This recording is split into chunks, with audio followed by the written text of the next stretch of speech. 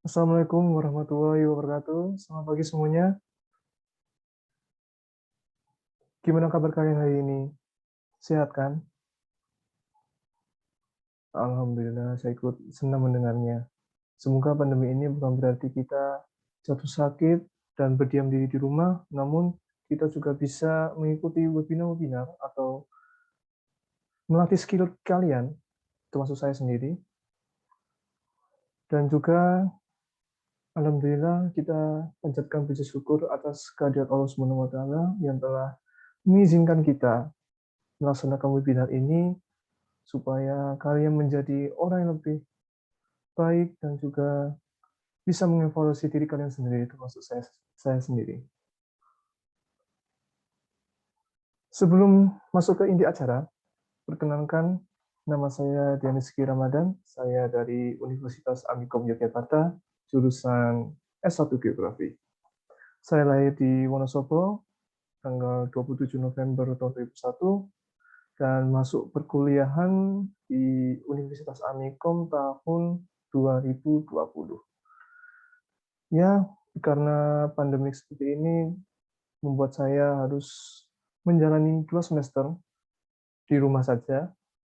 Namun ada bahagianya karena saya bisa berkumpul dengan keluarga lebih lama dan mempelajari suatu hal yang baru, mungkin dengan ibu saya dan bapak saya. Baik, kita masuk ke inti acara pembahasan kita. Mungkin kalian bertanya-tanya,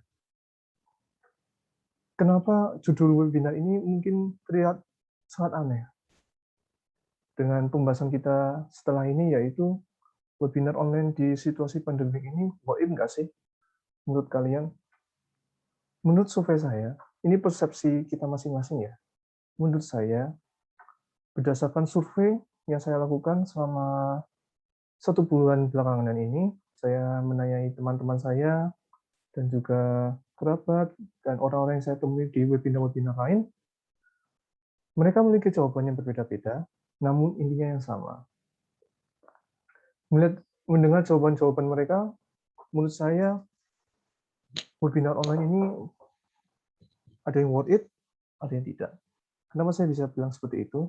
Karena webinar online seperti ini menurut saya tidak efektif dan juga banyak terkendala seperti gangguan suara atau koneksi, dan juga yang paling penting antara visualisasi pembicara dengan audiens. Seperti yang kita tahu bahwa sistem dari program masing-masing seperti Zoom, Google Meet bisa melakukan apa saja sesuai keinginan kita, seperti mematikan kamera, mematikan voice, dan di saat webinar berlangsung, pembicara akan menyampaikan ilmu-ilmu dan pengalaman-pengalamannya kepada kalian sebagai audiens, tetapi apakah pembicara akan melihat langsung kondisi masing-masing audiensnya? Tentu saja tidak, karena pembicara tidak akan tahu kondisi seperti apa yang mereka lakukan atau apa yang mereka perbuat selama webinar berlangsung. Mungkin ada yang lagi tiduran atau lagi menyibukkan ke kegiatan lain, sehingga pembicara ini hanya menyampaikan saja tanpa tahu reaksi dari audiensnya. Tanpa mengetahui tersebut, pembicara tidak akan dapat mengevaluasi apa yang ilmu ia pelajari. Baik, yang kedua mungkin ini terdengar menyinggung sih, cuman saya sampaikan saja bahwa kebanyakan orang alasan mengikuti webinar yaitu sertifikat. Tentu saja sertifikat. Karena dari sertifikat tersebut kita bisa memasukkannya ke dalam CV dan melamar ke perkantoran. Itulah kenapa banyak yang orang-orang di luar sana, semoga bukan kalian ya, orang yang di luar sana mengikuti webinar hanya alasan untuk mendapatkan sertifikatnya saja, bukan ilmunya. Padahal tujuan dari webinar tersebut adalah untuk menyampaikan ilmu-ilmu dari pembicara kepada audiensnya supaya bisa diterapkan dalam kehidupan sehari-hari.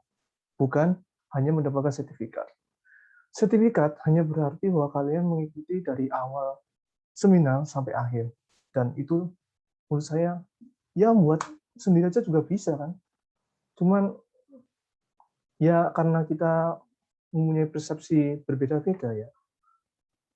Saya sampaikan di sini supaya kalian bisa mengevaluasi lah diri kalian sendiri dan juga termasuk saya, agar ketika kalian mengikuti webinar lain, kalian dengarkan baik-baik, syukur-syukur open cam, dan ketika ada sesi bertanya, kalian menanyakan apapun yang kalian mau, mumpung ada ahlinya di sana.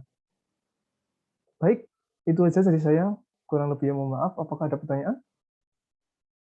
Jika tidak ada, tidak apa-apa. Semoga setelah webinar kali ini, jalinan hubungan kita masih erat, kita bisa berpapasan seperti dahulu lagi, kita bisa berkumpul bersama, dan semoga pandemi ini segera berakhir.